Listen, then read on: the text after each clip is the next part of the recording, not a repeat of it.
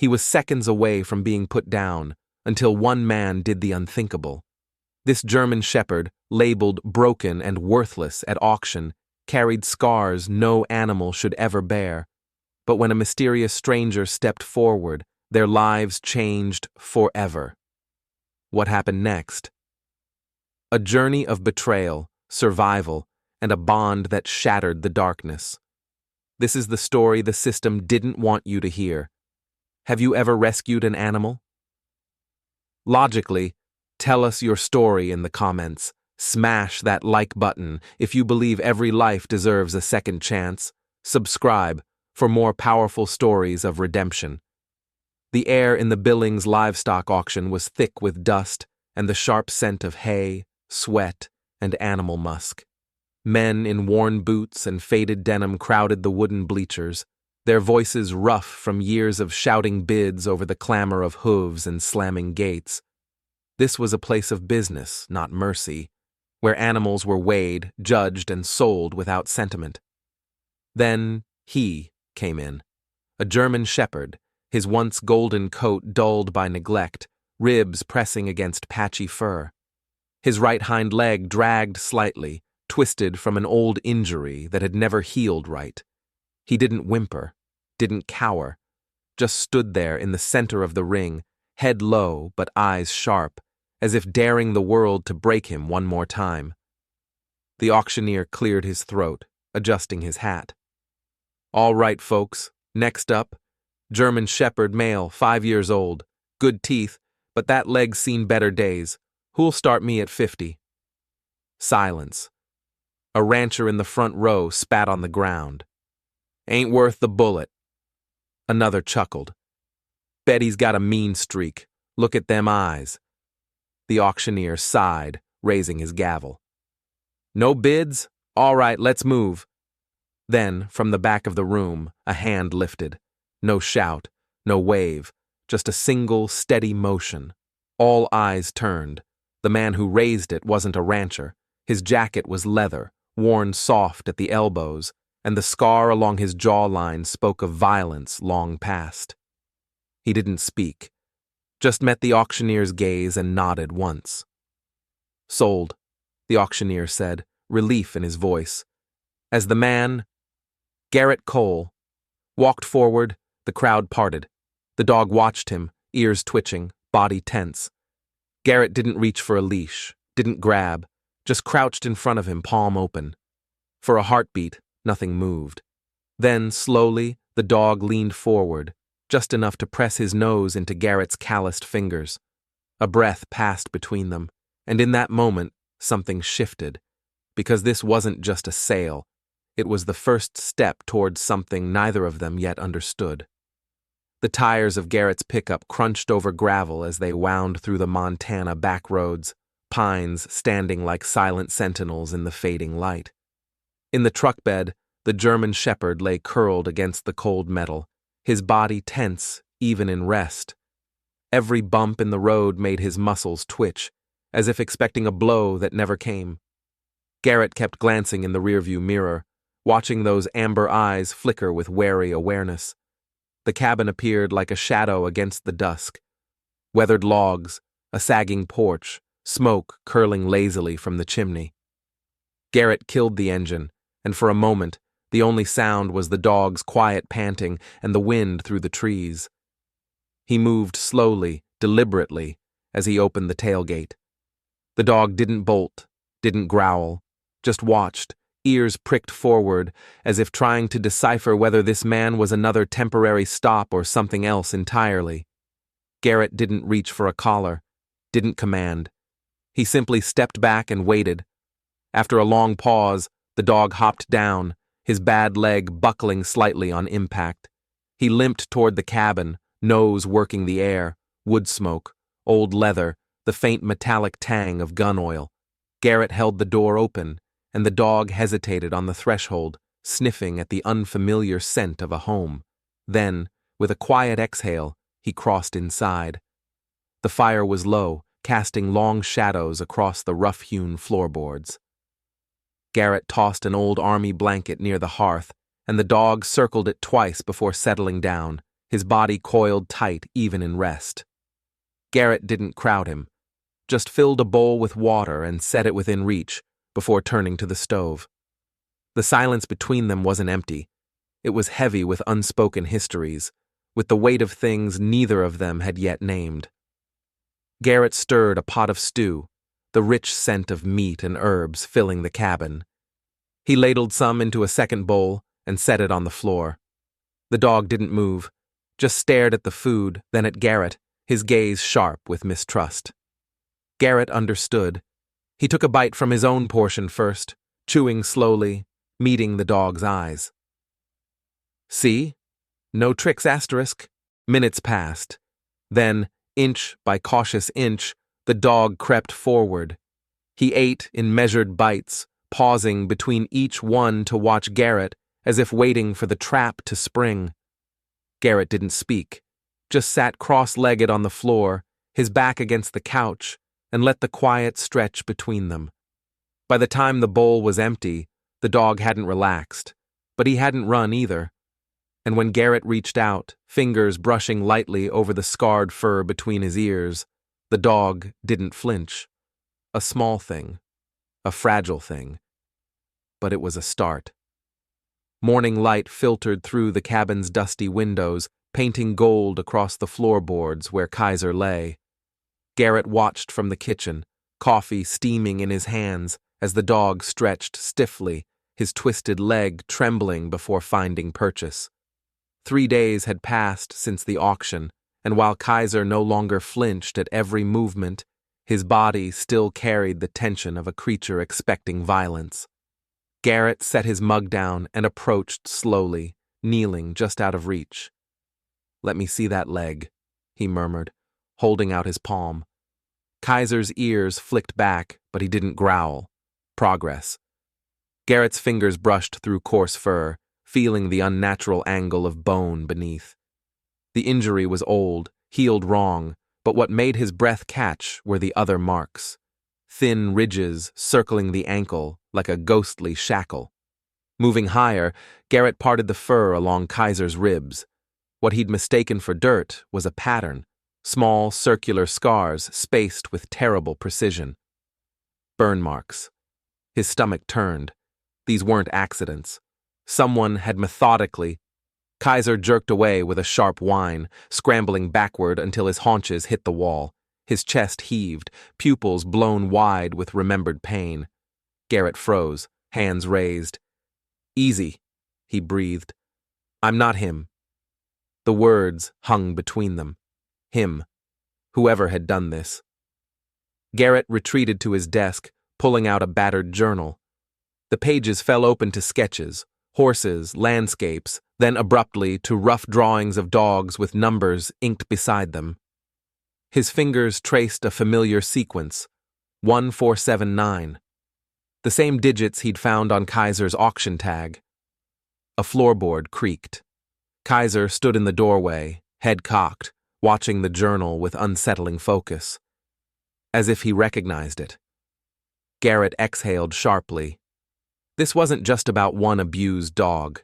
The scars, the numbers. They were pieces of something larger. Something buried.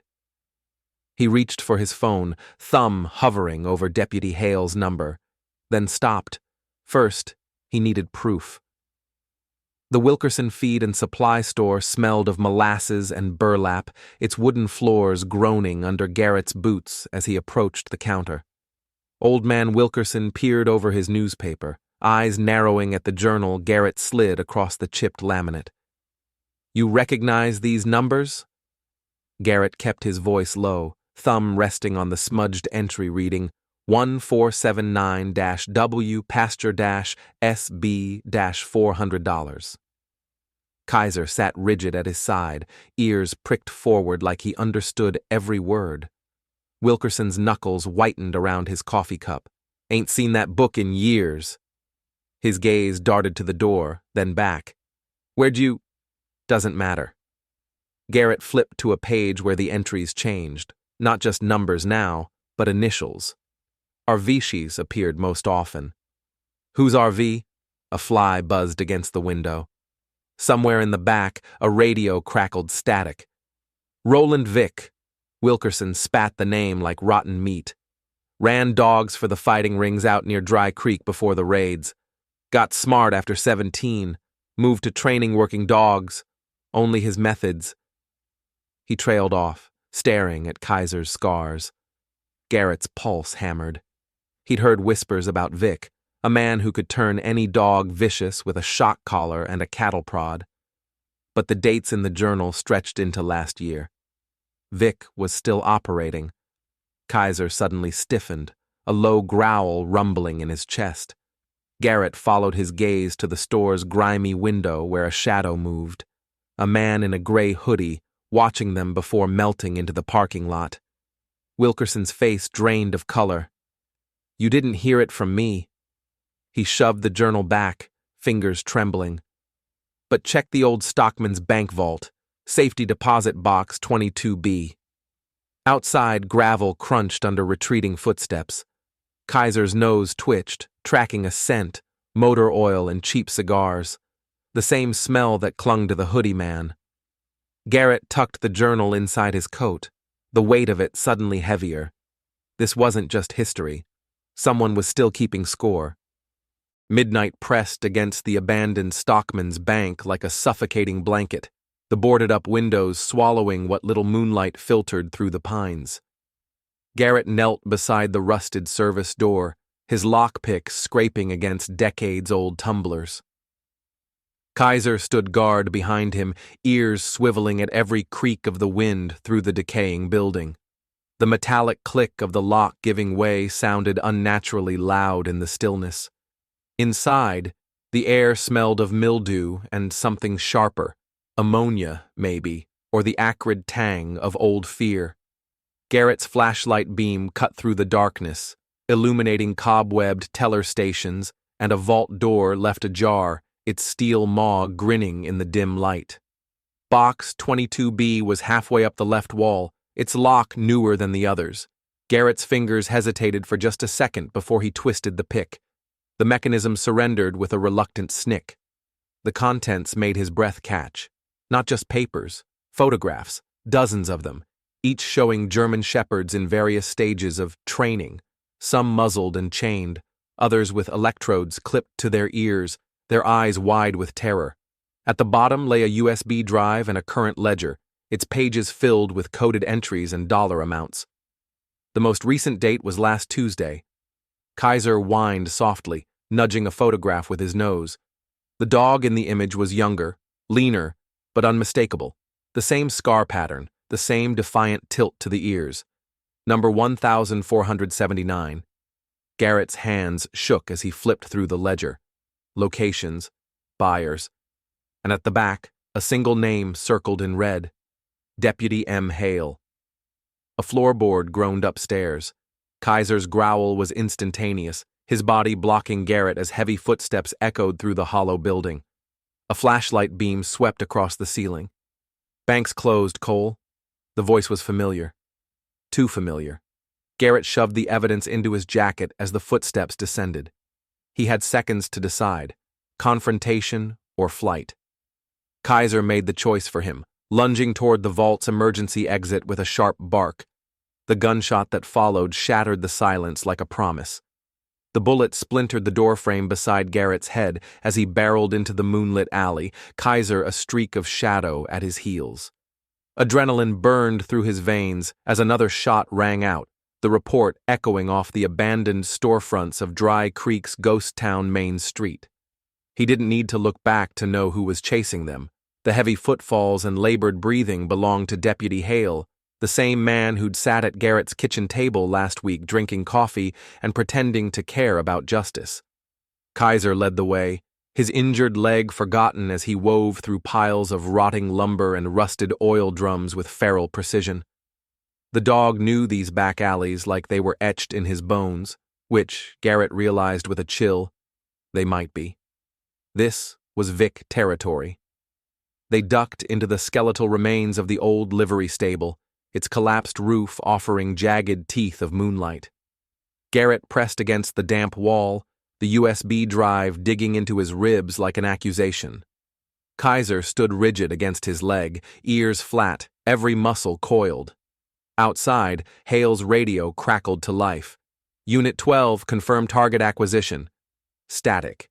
Then a voice Garrett recognized, Sheriff Ellis. Just find that damn dog before it... The transmission cut off as Hale killed his mic. Closer now, his boots crunched on broken glass. Come on out, Cole. The deputy's voice was all wrong, slick and smiling, the way he'd sounded when handing Garrett his nephew's missing dog flyer last month. You don't understand what you're messing with. Kaiser's lips peeled back in a silent snarl. Garrett's fingers found the scarred fur between his shoulders. A question. The dog met his eyes and gave the slightest nod. As Hale stepped into the doorway, flashlight sweeping, Garrett hurled a rusted horseshoe across the stable. The deputy spun toward the noise just as Kaiser launched, not at the throat, at the gun hand. The Glock clattered across the dirt floor as man and dog went down in a whirl of snarls and curses. Garrett didn't hesitate. He grabbed the weapon and brought the butt down on Hale's temple. The deputy crumpled. Kaiser stood over the unconscious man, chest heaving, a thin line of blood matting his fur where a ring had scraped him. His eyes, when he looked at Garrett, held no regret, only grim understanding. They'd crossed a line. The radio on Hale's belt crackled again. All units, converge on Dry Creek. Suspect armed and dangerous. Dog is priority elimination. Garrett's blood turned to ice. It wasn't just Hale, the whole department was dirty. He pocketed the radio and pried Hale's car keys from his belt. Kaiser was already moving toward the stable's rear exit, pausing only to nudge the deputy's side with his nose. Checking. Always checking. The engine of Hale's cruiser turned over with a roar that shattered the night's fragile silence. As they peeled onto the county road, headlights off, Garrett knew one thing with absolute clarity. They couldn't run forever. The stolen cruiser fishtailed onto the gravel service road, kicking up a plume of dust that glittered like smoke in the pre-dawn light. Garrett killed the engine behind the abandoned Sinclair station, his hands shaking not from fear, but from the white-hot rage burning through him. Kaiser panted in the passenger seat, his amber eyes reflecting the first pale streaks of sunrise, eyes that had seen too much, remembered too well. Garrett pulled the USB drive from his pocket. The answers were here, the proof. But the sheriff's department would be swarming Dry Creek by now, and every cop in the county would have their description. Kaiser nudged Garrett's elbow with his wet nose, then jerked his head toward the back seat where Hale's duffel bag lay. Inside, amidst the spare ammo and energy drinks, Garrett found a burner phone. His thumb hovered over the keypad. There was only one person left who might listen. The call connected on the first ring. Alina! Garrett's voice sounded raw. I need you to meet me. Bring your laptop and... I know. Her voice was tight with urgency. The sheriff just put out an APB on you. Garrett, they're saying you shot a deputy. Kaiser growled low in his throat as headlights appeared on the distant highway. It's not what it looks like.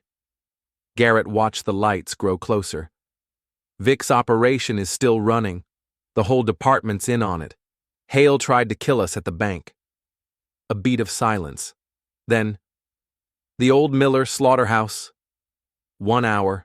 And Garrett? Her voice dropped. Come armed. The line went dead as the approaching headlights slowed.